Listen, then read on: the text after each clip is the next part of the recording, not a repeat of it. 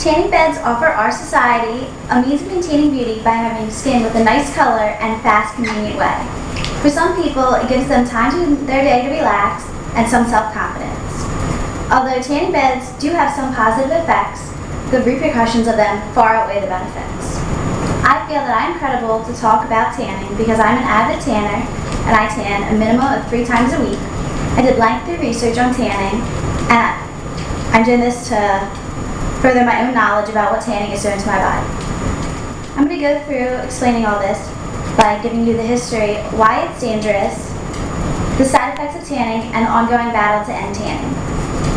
The marketing of indoor tanning devices began at the end of 1980.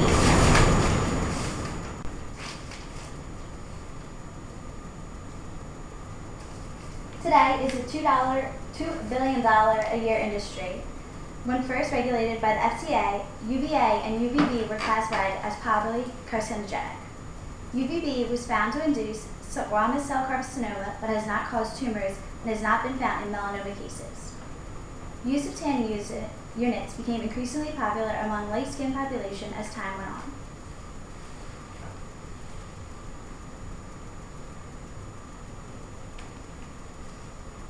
In 2009, the IARC conducted a study on tanning, which concluded the following results.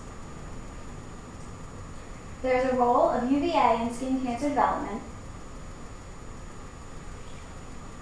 What? UVA penetrates the skin more deeply than UVB.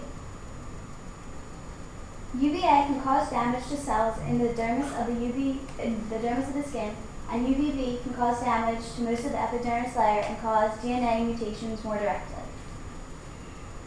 The body's repair and removal of damaged DNA is less effective when the damage is from UVA.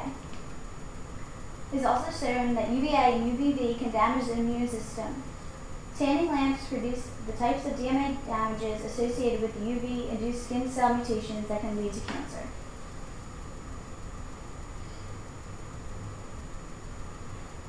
In the past year, 36% of women and 12.2% of men use indoor tanning equipment. Out of those people, only 13.3% of women and 4.2% of men knew that avoiding tanning beds could reduce their risk for skin cancer. In a survey of adolescents, 85% had burns due to frequent odor exposure, and 3,000 hospital emergency room cases a year are related to tanning bed exposure. Even though there are many dangers, they include frequent users of tanning equipment may receive as much as 12 times the annual UVA radiation they would receive from sun exposure. Melanoma is the most common form of skin cancer in adults ages 25 to 29 and the second most common for ages 15 to 24. Indoor tanners are 74% more likely to develop melanomas than non-tanners. They are 2.5 times more likely to develop squamous cell carcinoma and 1.5 times more likely to develop basal cell carcinoma.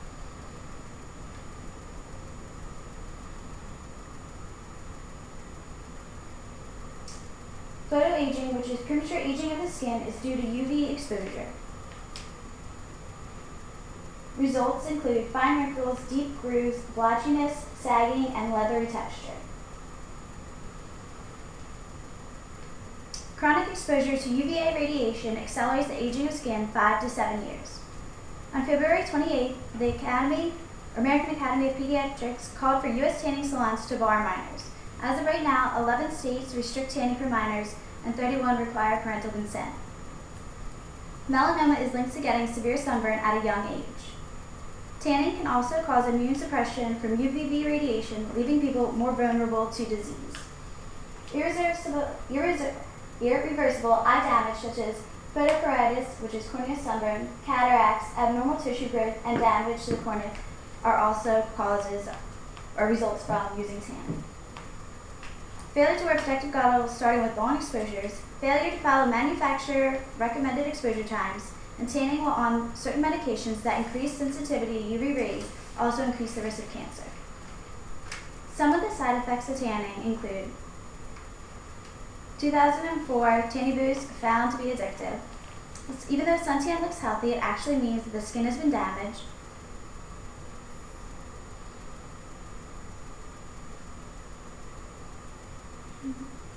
Melanin is produced when the skin is exposed to UV radiation to prevent it from burning when tanning occurs, which is what the tan is caused by. Tanning advocates say that beds are a safer alternative to the harmful rays of the sun because less time is spent exposed to the UV rays. Researchers show that although less time is spent exposed to the UV rays, the UV levels beds emit is up to 100 times stronger than direct sunlight. Advocates argue that beds produce vitamin D for healthy bones, teeth, and joints, while the American Academy of Dermatologists say that sufficient amounts of vitamin D can be attained from a healthy diet and oral supplements.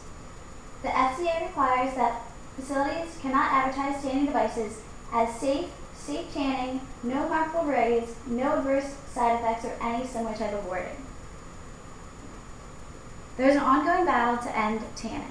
This includes, as of July 1st, there was an additional 10% tax put on tanning, along with requiring facilities to disclose that indoor tanning may cause cancer. Beds classified as Class 1 medical devices, which causes them little subject to regulation. The Skin Cancer Foundation wants the classification to be changed to a Class 2 so that mirrors can be removed, which amplifies the power of the UV exposure. The foundation also wants the beds to be labeled so that the public is better educated about the dangers. The FDA requires tanning salons to direct all customers to wear protective goggles and advises consumers to limit their exposure to tanning devices.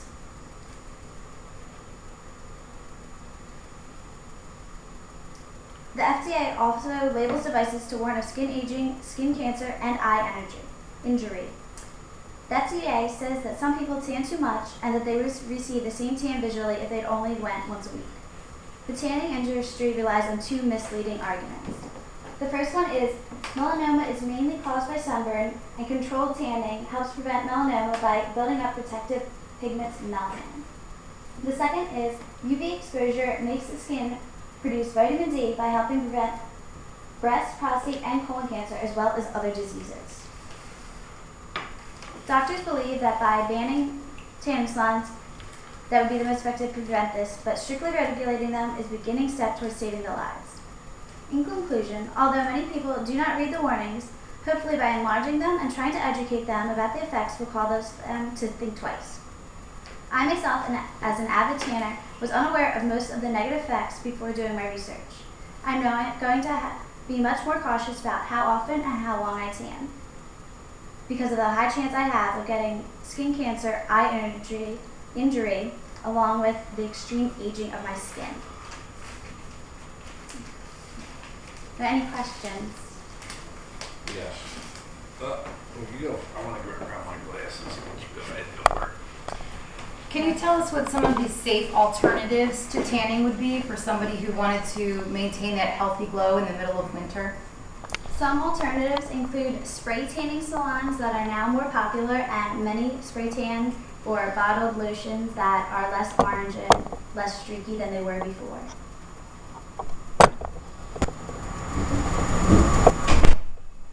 Yes.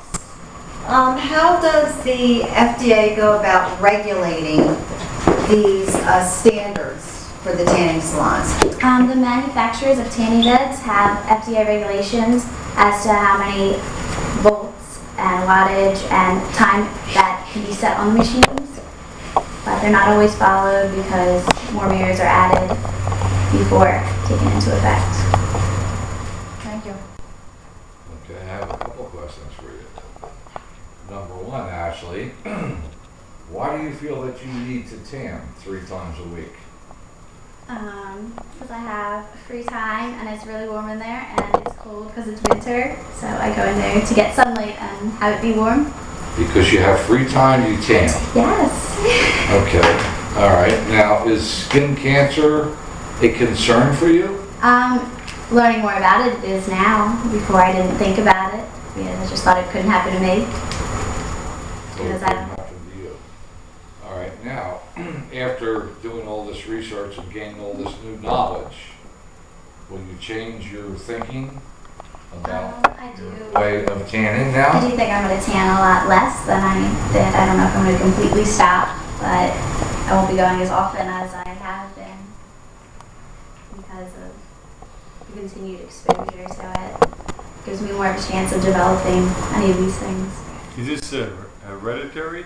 I mean, if you have the same skin as, say, your parents, are you more apt to get the skin cancer?